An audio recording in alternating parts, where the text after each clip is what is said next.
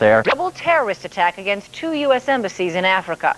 Car bombs exploded minutes apart outside the embassies in Kenya and in neighboring Tanzania. And right now, no one has claimed responsibility for the attacks. Here are the latest casualty figures. More than 81 people are confirmed dead in the 2 bombings. The State Department reports 8 of the dead are Americans, all killed in the Kenyan embassy bombing. And among the dead is a child. And at least 7 Americans are still listed as missing. More than 1,700 people in all were injured in the explosions, including the U.S. ambassador to Kenya, Prudence Bushnell.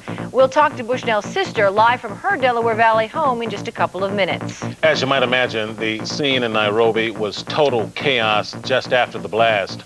Rescuers poured over the rubble looking for victims, pulling dozens of injured and dead from the twisted concrete. They expect to find many more victims as this debris is finally cleared away. Kenyan television is reporting that a van packed with explosives caused that blast. There are unconfirmed reports that an Arab-speaking suspect has now been taken into custody.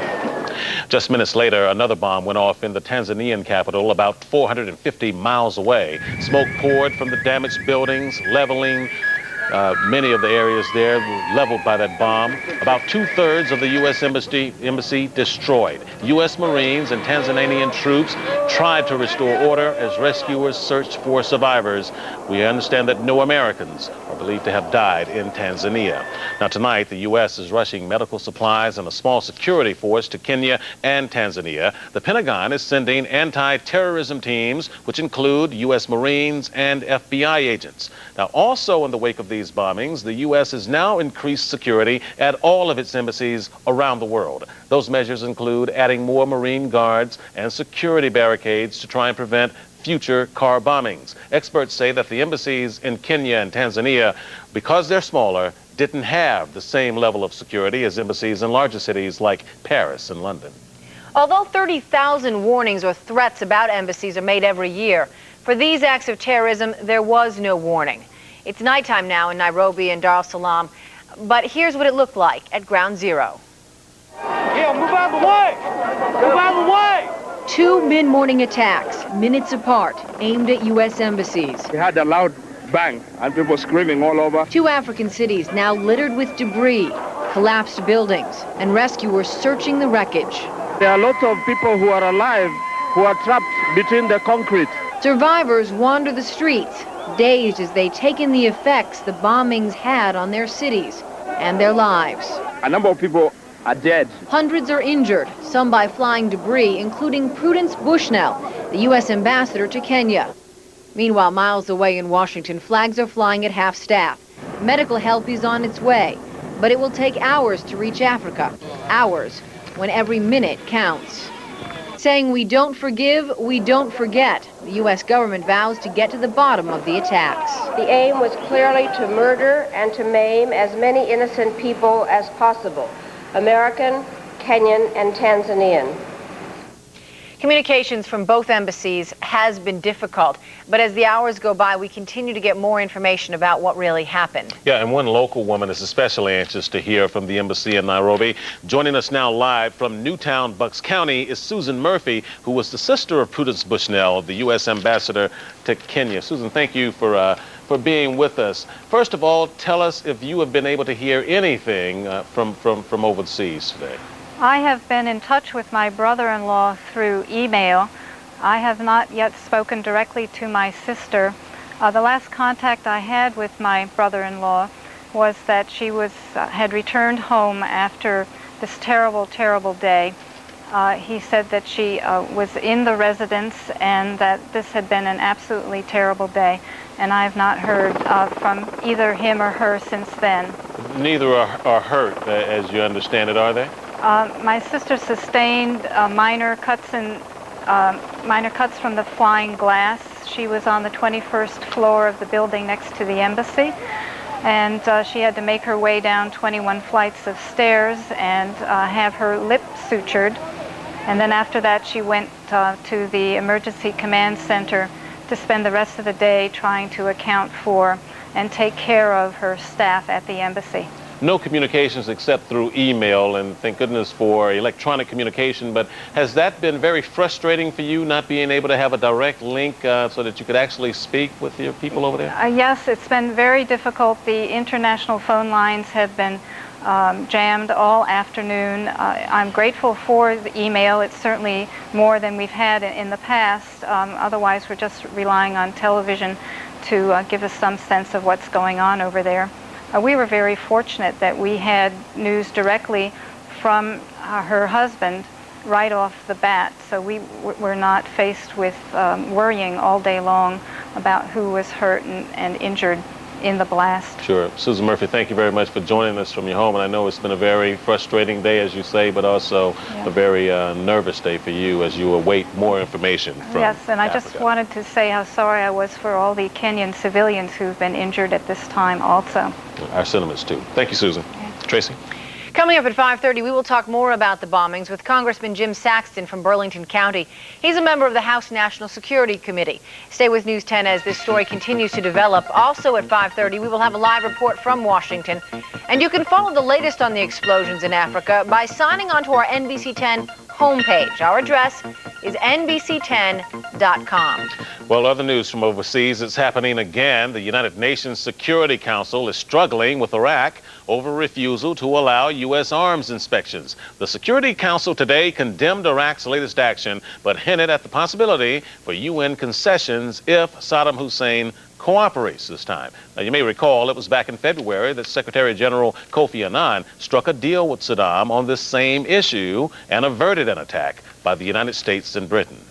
Back here at home now, 14 people... Reading News Program with Gary Papa, Dave Roberts, and Jim Gardner. It is now seconds after 1 a.m. in East Africa, and the search for survivors and victims goes on. Horrific bomb blasts at the U.S. embassies in Kenya and Tanzania tore apart buildings, vehicles, and people. The response from the U.S. government, quote, "We don't forgive and we don't forget." It is Friday night, and the big story on Action News tonight is today's terror attack against two American embassies in Dar es Salaam, Tanzania, and Nairobi, Kenya. The explosions happened 450 miles apart and within 5 minutes of each other. The first one in Nairobi, Kenya, at 3:35 a.m. our time. That is 10:35 in the morning Nairobi time. This is what it looked like minutes after the blast. In a word, mayhem. Rescue teams crawled over the mountain of broken concrete, pulling bodies from the wreckage, rushing the injured to hospitals. Civilians took the wounded to hospitals in their own cars. Right now, the death toll in Nairobi stands at 74. That includes 8 Americans. 7 other Americans are missing. 1,700 people were injured when the blast toppled a building right onto the embassy. These are accounts of eyewitnesses. Had a loud bang and people screaming all over. And we saw the vehicles here being mangled, people being thrown apart. This bomb was targeted to destroy and to kill and maim. Now, a big forklift lifted a twisted truck, and it may be that this vehicle contained the bomb. More than 400 miles to the southwest, another blast in the parking lot of the U.S. Embassy in Dar es Salaam, Tanzania. Almost 2/3 of the American embassy was destroyed in the Tanzanian capital.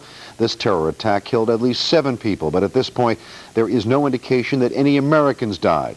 Several Tanzanian employees of U.S. Embassy were killed.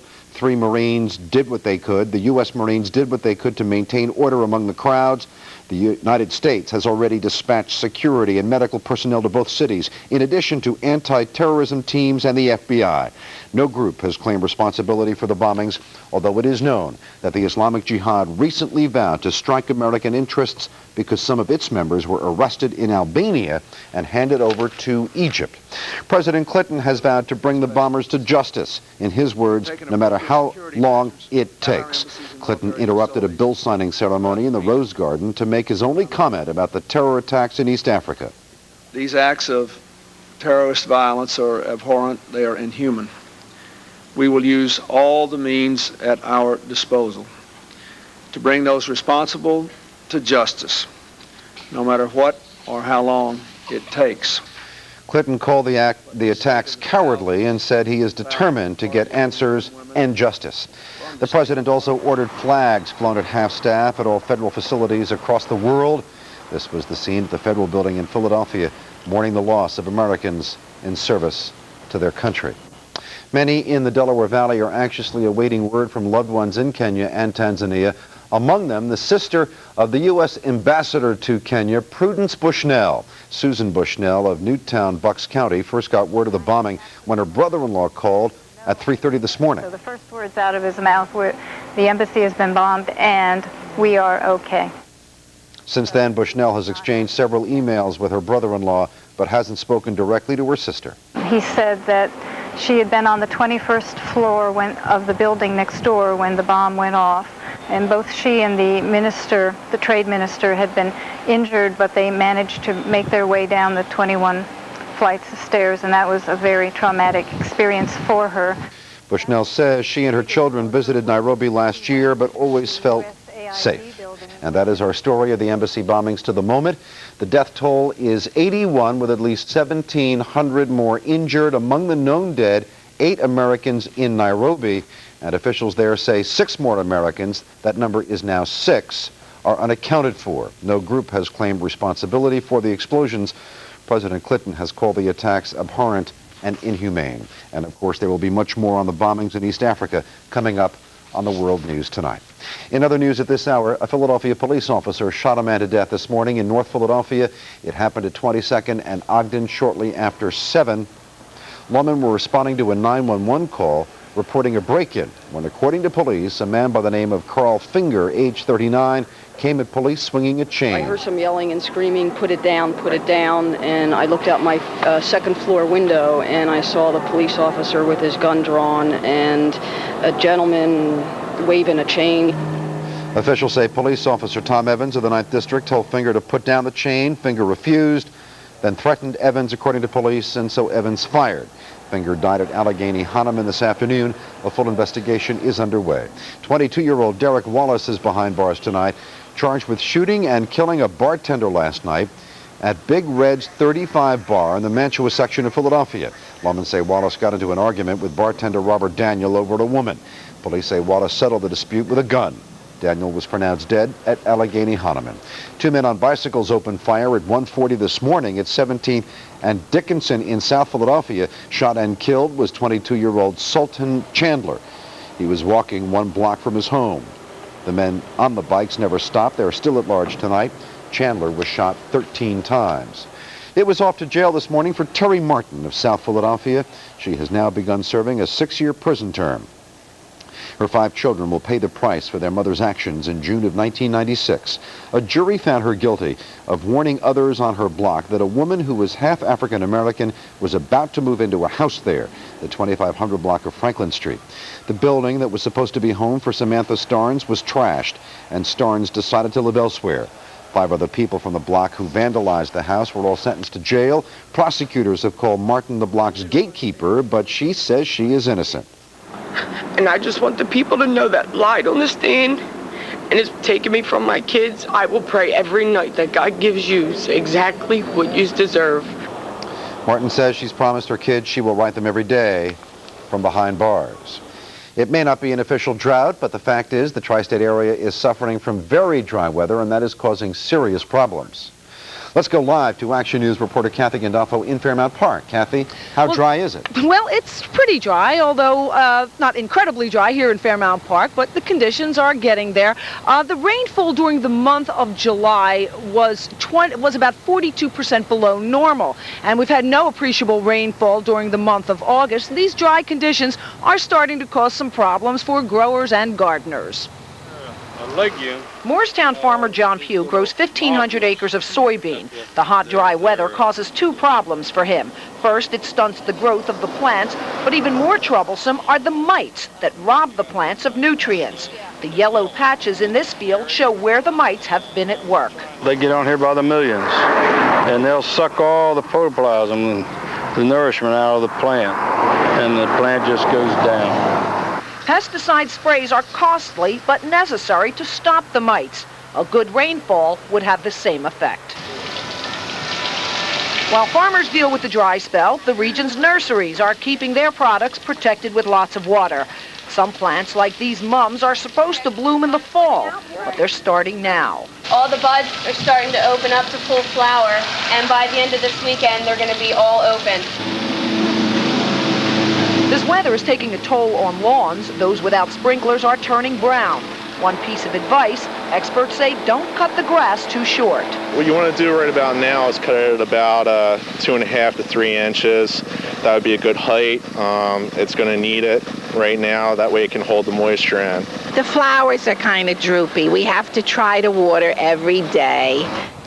Now, the dry conditions have forced the New Jersey Forest Fire Service to order restrictions on open campfire burning. Those restrictions are already in effect in most of the state. However, starting on Monday, that ban will go into effect in the South Jersey state campgrounds. That's it for now. Reporting live on the Action Cam, I'm Kathy Gandolfo. Thanks, Kathy. Still to come on Action News tonight, controversy over tougher auto emission standards for New Jersey drivers. In sports, the Flyers' Eric Lindros responds to critical comments from Bobby Clark. And Gary Papa has details. Well, some clouds rolled in today, and there could be some rain on the way. We'll tell you when to expect it. Also, check out the shore and the Poconos for the weekend in the AccuWeather 5-day forecast. Rolling in dough, a bread man really delivers when Action News continues tonight. Time has come. Make yourself a fun Jack. Weekdays at 10 on 6 ABC. Save thousands during Chapman Ford Tri-State Dealers pre-auction used car sale. Before thousands of used vehicles hit the auction block, the general public gets one last chance to buy at unbelievable discounts with prices from $29.95. And as a bonus, get $2,000 cash back on any pre-auction used vehicle. It is the worst thing I've ever seen. There was the Oklahoma City bombing, and this reminds me of that. Bombs tear through 2 U.S. embassies in Africa. These acts of terrorist violence are abhorrent. They are inhuman. Who might be responsible? How will the U.S. respond? We'll have full coverage. And we'll take a closer look at Americans overseas. Will we always be vulnerable targets?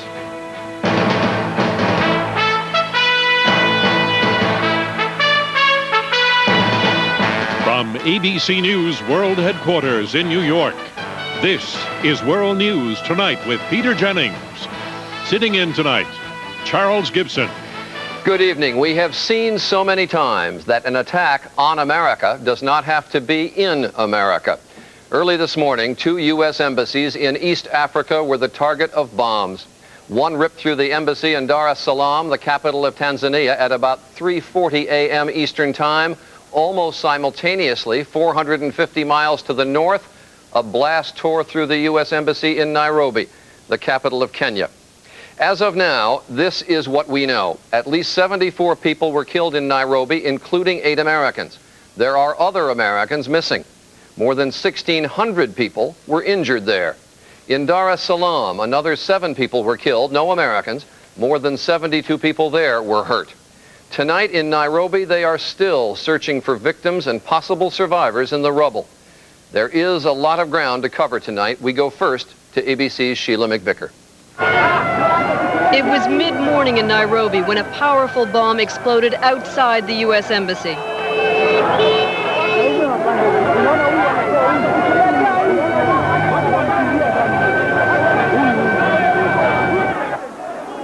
The building behind the embassy, housing a secretarial school and offices, crumbled into a tangle of concrete and steel, trapping hundreds of people.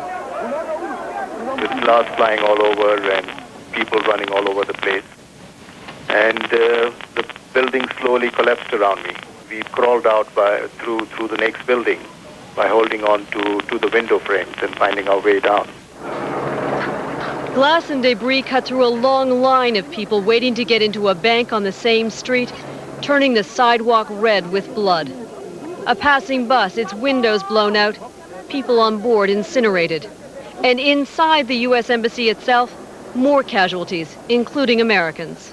The U.S. Ambassador Prudence Bushnell was in a nearby building. She was led away by aides, cut by debris, but not seriously injured. There was a bomb blaster on the back end of the embassy, I believe. I haven't got any numbers or names of anybody with any injuries or casualties, but there were plenty of. Hundreds of miles away in Dar es Salaam, another bomb in the parking lot of the American Embassy.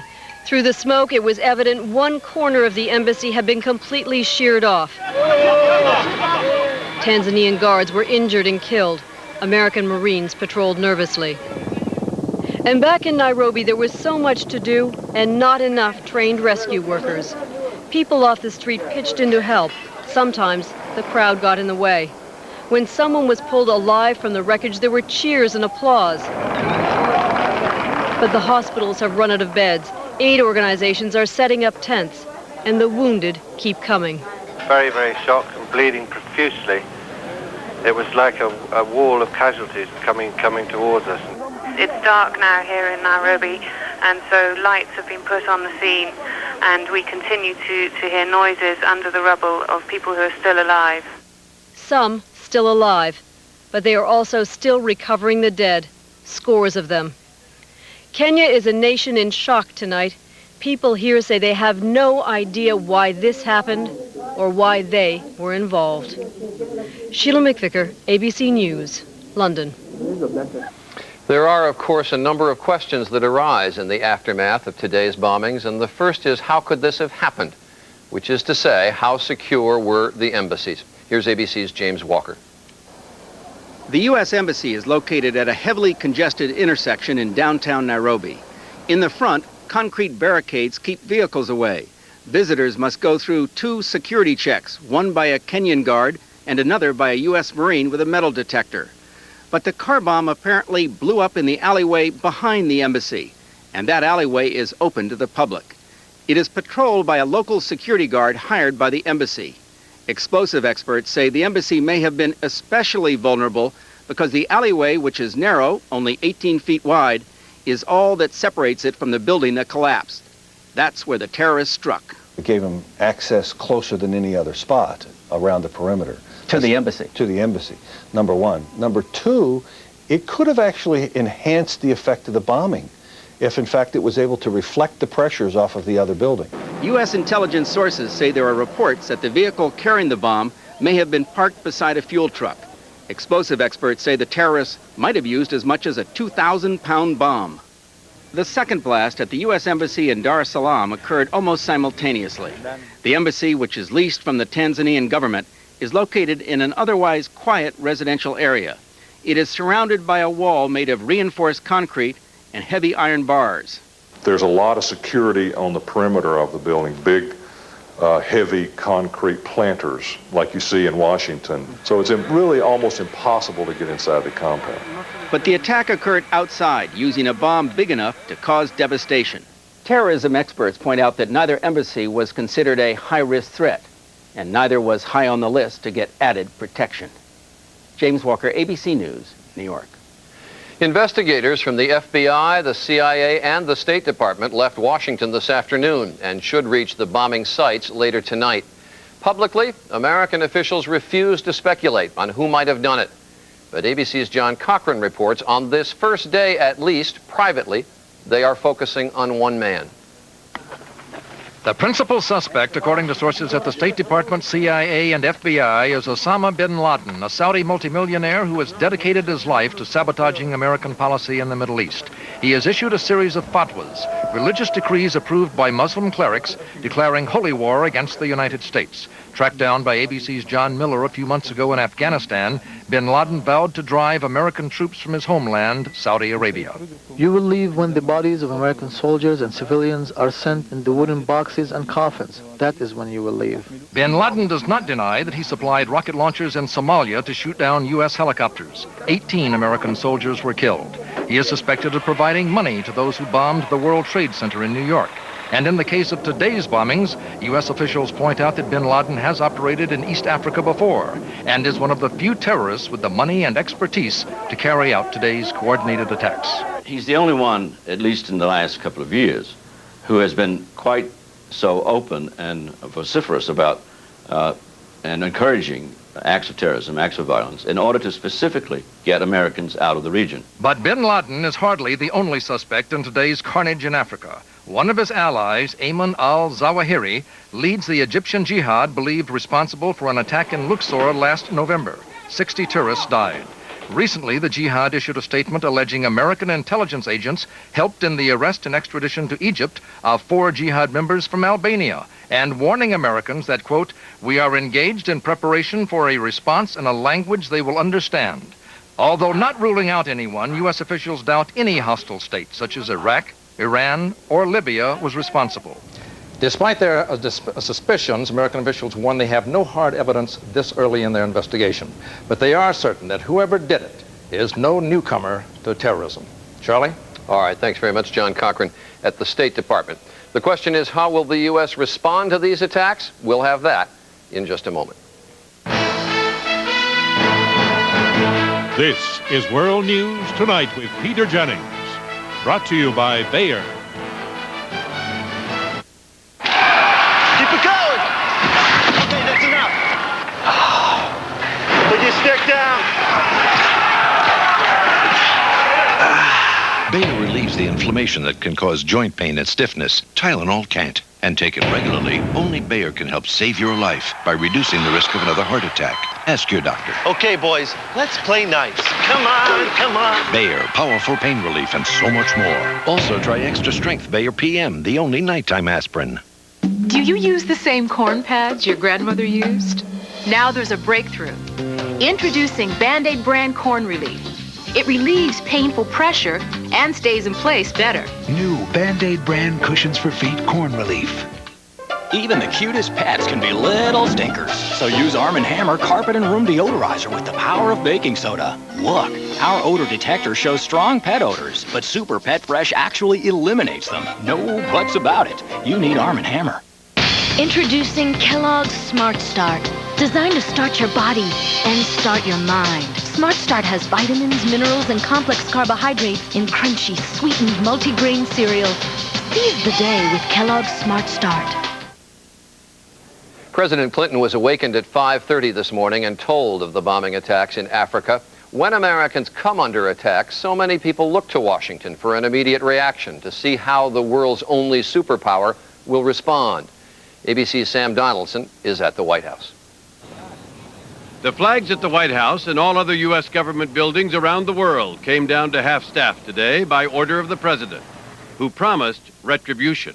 These acts of terrorist violence are abhorrent. They are inhuman. We will use all the means at our disposal to bring those responsible to justice, no matter what or how long it takes. Expected to be in Nairobi. The State Department set up a task force to gather information. And Secretary of State Albright left Rome, where she just arrived, to hurry back to Washington. From Germany and elsewhere, the Air Force is flying medical supplies and other emergency gear to East Africa. And embassy security is being beefed up throughout the region.